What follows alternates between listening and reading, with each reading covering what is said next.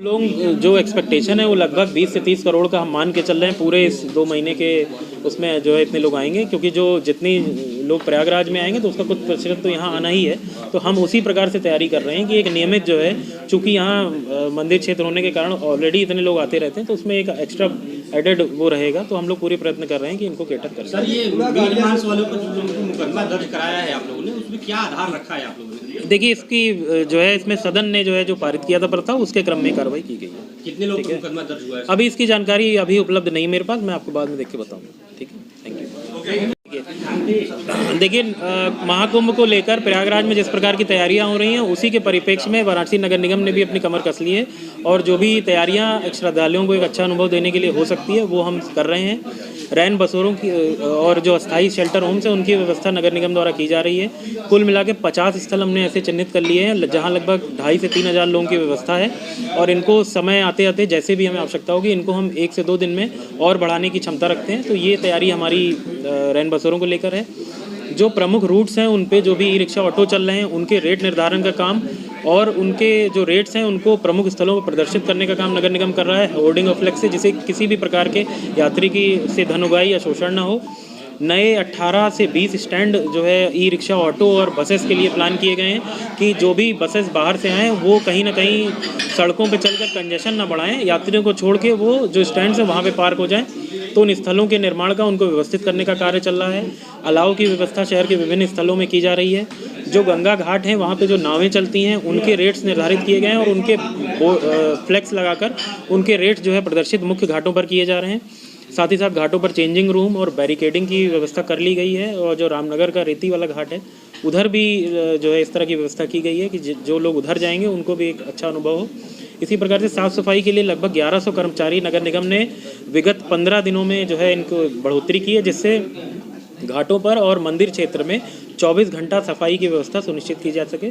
तो ये मेजर व्यवस्थाएं हैं जो नगर निगम कर रहा है। एक हेल्पलाइन नंबर भी हम लोगों ने संचालित की है 1533 की, जिस पे संपर्क करके कोई भी श्रद्धालु यात्री यदि उसे रैन बसेरे की आवश्यकता हो या किसी भी प्रकार की जानकारी इन सब चीज़ों से रिलेटेड प्राप्त करनी हो तो वो वहाँ से दी जाएगी। बहुत एक बड़ा महत्वपूर्ण सवाल ये है, बिक्री मुक्त क्षेत्र क्या घोषित करने जा रहा है?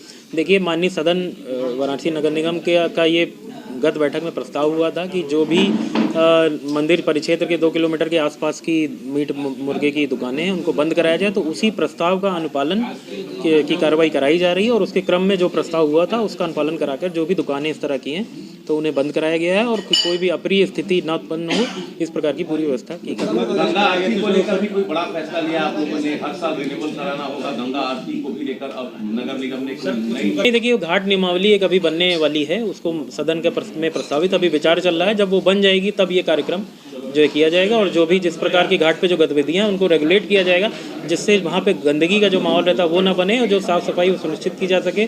और जो ज़मीन का उपयोग किया जा रहा है उसका एक रेंट निर्धारित होगा, जिससे जिम्मेदारी जो है आयोजनकर्ता पे निर्धारित की जाएगी। रेंट निर्धारित किया जाएगा? जी, ये एक नियमावली के बाद इस पर कार्रवाई की जाएगी। नियमावली में सब क्या है नहीं, अभी विचार हो रहा है। वो रहेंगे या नहीं, अभी इस पे विचार हो रहा है। ये कार्यकारिणी समिति के समक्ष है, और इस पे विचार करके इसको जब पूरा फाइनल होगा तो सदन से पारित करने के बाद ही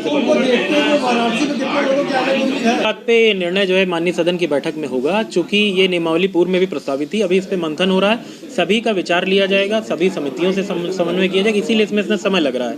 तो सारी एक्टिविटीज़ हम सबसे समन्वय करके, कोई आधिपत्य उस पर कोई किसी का नहीं जमा रहा है। मेन बात यह है कि घाटों की, जो कि आप स्वयं जानते हैं कि देश विदेश से सैलानी आते हैं, अगर कोई ऐसी गतिविधि वहाँ होती है कि गंदगी फैल रही है या कोई आयोजन करके गया पूरा कूड़ा करके चला गया, गुमटी लगा के अवैध कब्जा हो रहा है, तो कहीं ना कहीं सरकारी तंत्र को इसमें हस्तक्षेप करके इसकी व्यवस्था बनानी, तो वही व्यवस्था बनाने का प्रयास किया जाएगा। और सभी पक्ष हैं उनसे सहमति लेके उनको अपने साथ उनसे बातचीत करके तभी ये कोई निर्णय लिया जाएगा। देखिए, अभी इसमें समय कुछ नहीं कहा जा सकता, क्योंकि ये विचारार्थ प्रस्तुत है कार्यकारिणी समिति के, तो इस पर विचार होगा, और जब ये बन पाएगी तो फिर आप सबको अवगत करा दिया जाएगा। ठीक है। जो विभिन्न कुंड हैं हमारे शहर में, उनकी साफ सफाई का भी एक कार्यक्रम रूटीन में जो है चलाया जाए, इस पर भी व्यवस्था की जा रही है। और हम लोगों ने मेन जो है 9 से 10 कुंड चिन्हित किए, जिसमें हर हफ्ते जो है सफाई का अभियान चलता रहेगा। इसमें जो है आपका पिशाच मोचन हो गया, पितृकुंड हो गया, कंकुल धारा हो गया, तो इन पर विशेष हम लोगों का ध्यान रहेगा कि किसी भी स्थिति में इनमें गंदगी ना रहे, और 24 घंटे उसकी सफाई करें। तो ये हम लोग की व्यवस्था रहेगी।